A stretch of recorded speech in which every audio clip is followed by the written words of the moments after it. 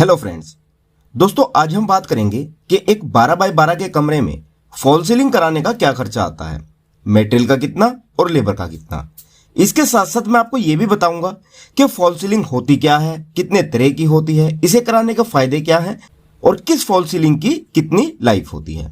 तो वीडियो में लास्ट तक बने रहें ताकि आपके फॉल सीलिंग को लेकर जितने भी डाउट और कंफ्यूजन है वो क्लियर हो जाए। ओके फ्रेंड्स, तो चलिए वीडियो को शुरू करते हैं। और वीडियो शुरू करने से पहले मेरी आप लोगों से एक छोटी सी रिक्वेस्ट है कि भले ही आप मेरे चैनल को सब्सक्राइब करें या न करें, पर वीडियो पसंद आए तो वीडियो को ज्यादा से ज्यादा लाइक करना और अपने दोस्तों के साथ शेयर करना न भूलिएगा। ओके फ्रेंड्स, तो चलिए वीडियो को स्टार्ट करते हैं बिना किसी देरी के।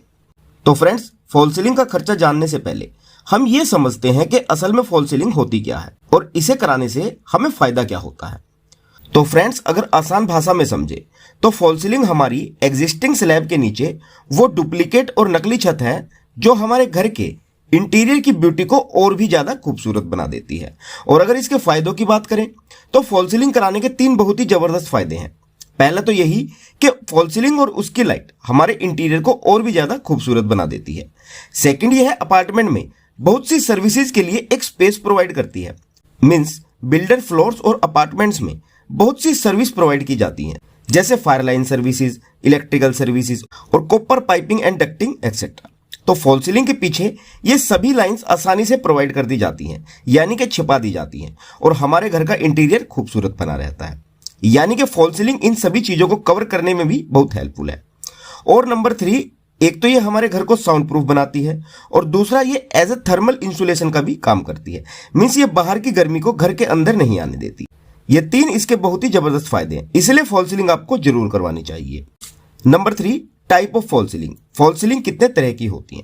वैसे तो आज के समय में काफी तरह की फॉल सीलिंग होने लगी है, पर मेनली 3 तरह की फॉल सीलिंग यूज की जाती है। PVC fall ceiling, gypsum fall ceiling और पीओपी फॉल सीलिंग, जिसमें जिप्सम और पीवीसी बोर्ड शीट फॉर्म में आते हैं और पीओपी पाउडर फॉर्म में।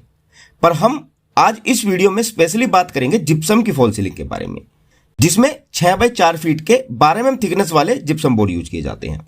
और number 4, life of fall ceiling कि फॉल सीलिंग की लाइफ कितनी होती है। तो पीओपी फॉल सीलिंग की लाइफ 10 से 15 साल की होती है, जो 20 साल भी चल सकती है इसकी प्रॉपर मेंटेनेंस पर जिप्सम फॉल सीलिंग की लाइफ 5 से 10 साल ही रहती है। वह भी डिपेंड करती है इसकी इंस्टॉलेशन और मटेरियल की क्वालिटी पर। तो ये तो थी कुछ कॉमन कंफ्यूजन फॉल सीलिंग को लेकर। आइए अब हम देखते हैं कि फॉल सीलिंग कराने में हमारा खर्चा कितना आएगा।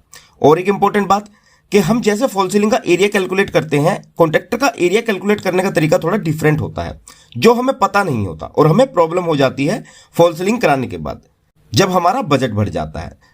तो इसीलिए फॉल सीलिंग कराने से पहले आपको उसकी कॉस्ट जानना बहुत जरूरी है। तो आइए बढ़ते हैं अपने मेन टॉपिक की तरफ। तो मान लो ये हमारा एक रूम है 12 फीट बाय 12 फीट का। मीन्स इसका सीलिंग साइज यानी कि छत का साइज है 12 by 12 is equal to 144 square feet. ज्यादातर लोग सिर्फ इसी साइज को कंसीडर करके कॉस्ट कैलकुलेट कर लेते हैं, जो बिल्कुल गलत है। इसकी ट्रे, कोवलाइट और अप डाउन सेक्शन का एरिया भी कंसीडर करके कॉन्ट्रैक्टर एरिया कैलकुलेट करता है। तो ध्यान से देखना कैसे कैलकुलेट करते हैं।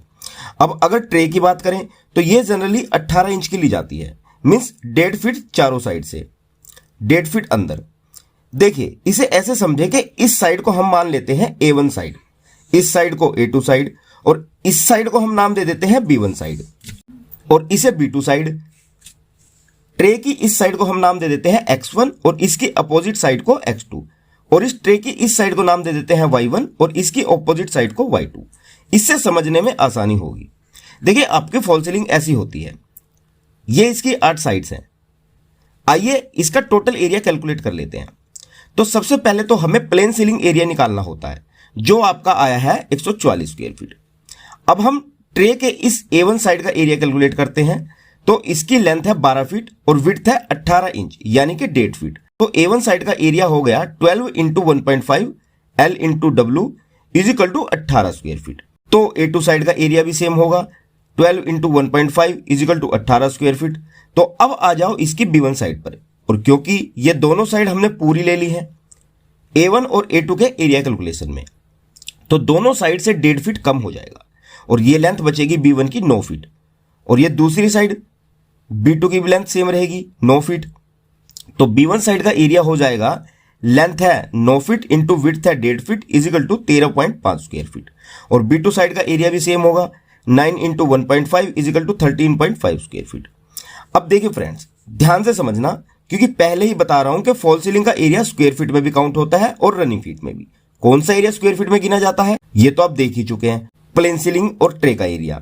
अब कौन सा रनिंग फीट में होता है ये समझ लो। प्लेन हॉरिजॉन्टल सरफेस में जो सीलिंग का एरिया होता है उसे तो हम स्क्वायर फीट में नापते हैं, पर जो कोव लाइट का वर्टिकल एरिया होता है जिसे हम इनडायरेक्ट लाइट भी बोलते हैं, इस कोव के अंदर 4 से 5 इंच की पट्टी रहती है जो बहुत कम दिखाई देती है, और एक कोव लाइट का 2 से 2.5 इंच का पट्टा रहता है जिसे हम रनिंग फीट में नापते हैं। और ये हमको डबल नापना होता है, मीन्स काउंट करना होता है। तो x1 is equal to 9 into 2 is equal to 18 running feet, दोनों साइड से 1.5 फीट कम हो गया। और x2 का भी सेम रहेगा 9 into 2 is equal to 18 running feet. ऐसे ही इस साइड का भी y1 is equal to 9 into 2 is equal to 18 running feet और y2 is equal to 9 into 2 is equal to 18 running feet.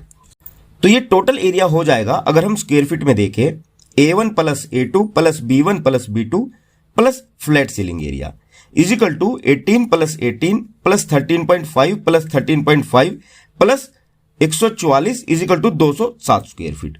और अगर रनिंग फीट में देखें तो x1 plus x2 plus y1 plus y2 is equal to 18 plus 18 plus 18 plus 18 is equal to 72 running feet. अब generally जो market में fall ceiling का रेट चल रहा है वह चल रहा है 70 से 80 रुपए पर स्क्वायर फीट। अब यहां पर समझने वाली बात यह है, जहां पर कॉन्ट्रैक्टर आपको बेवकूफ बनाता है और आपको पता नहीं होता और वह आपसे एक ही रेट तय कर लेता है कि वह 70 या 80 रुपए स्क्वायर फीट लेगा, और रनिंग फीट और स्क्वायर फीट दोनों एरिया का रेट सेम ही लगाकर अपने पैसे बना लेता है। जैसे कि मान लो कॉन्ट्रैक्टर का रेट है 80 रुपए स्क्वायर फीट, तो वह टोटल एरिया काउंट करेगा ceiling plus tray area plus running feet area is equal to 207 plus 72 is equal to 279 square feet into 80 is equal to 22,320 रुपए। तो वह चार्ज करेगा आपके 12 बाय 12 के रूम के 22,320 रुपए तक।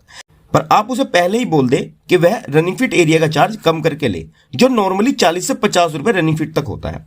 अगर इसका हम रनिंग फीट रेट मैक्सिमम भी पकड़े 50 रुपए रनिंग फीट का, तो ये रनिंग फीट एरिया का चार्ज होगा 72 इंटू 50 इजिकल टू 3600 रुपए, प्लस स्क्वायर फीट एरिया का चार्ज होगा 207 इंटू 80 इजिकल टू 16,560 रुपए। तो ये टोटल चार्ज हो जाएगा 16,560 प्लस 3600 इजिकल टू 20,160 रुपए। इससे आपको लगभग 2200 से 2500 रुपए तक का फायदा होगा। तो आप कैसे भी करें, एक 12 बाय 12 के रूम में जिप्सम फॉल सीलिंग कराने का खर्चा 20,000 रुपए तक तो आएगा ही आएगा। अब एक चीज मैं आपको और बता देता हूं कि एक 12 बाय 12 के रूम में जिप्सम फॉल सीलिंग कराने के लिए आपको क्या क्या मटेरियल लगेगा और कितना कितना लगेगा। तो नंबर 1, 8 तो जिप्सम बोर्ड लगेंगे 6 बाय 4 फीट के। नंबर 2, 2 पीओपी के बैग लगेंगे। नंबर 3, 12 फीट के चैनल बॉटम लगेंगे 8 पीस। नंबर 4, 8 पीस एल पत्ती लगेंगी 12 फीट की। नंबर 5, एक बॉक्स स्क्रू का लग जाएगा। नंबर 6, 72 पीस फास्टनर के लगेंगे। और नंबर 7, 8 फीट चैनल पत्ती लगेंगी 12 फीट की। तो ये मटेरियल लगेगा आपका एक 12 बाय 12 फीट के रूम की फॉल सीलिंग कराने में। आप चाहे तो ये सभी मटेरियल आप मार्केट से डायरेक्ट भी परचेज करके खुद से भी लेबर रेट पर काम करवा सकते हैं। इससे आपको ये खर्चा और 4,000 रुपए तक कम पड़ेगा एक कॉन्ट्रैक्टर को विद मटेरियल काम देने की बजाय। तो आई होप कि अब आप इसे अच्छे से समझ गए हैं और ये वीडियो आपके जरूर काम आएगी अपने घर में फॉल सीलिंग कराने में। ओके गाइज, तो जानकारी पसंद आई हो तो वीडियो को ज्यादा से ज्यादा लाइक और अपने दोस्तों के साथ शेयर करना न भूलिएगा। आप हमारे चैनल को भी सब्सक्राइब कर सकते हैं हमारी आगे आने वाली सभी वीडियोस की नोटिफिकेशन पाने के लिए। और अगर आपके मन में कोई सवाल हो तो नीचे कमेंट बॉक्स में आप हमें कमेंट कीजिए, आपको रिप्लाई जरूर दिया जाएगा। ओके फ्रेंड्स, तो चलिए जल्द मिलते हैं हमारी नेक्स्ट वीडियो में आप लोगों के लिए एक और इंटरेस्टिंग टॉपिक के साथ। तब तक के लिए विदा लेना चाहूंगा। Finally, thanks for watching.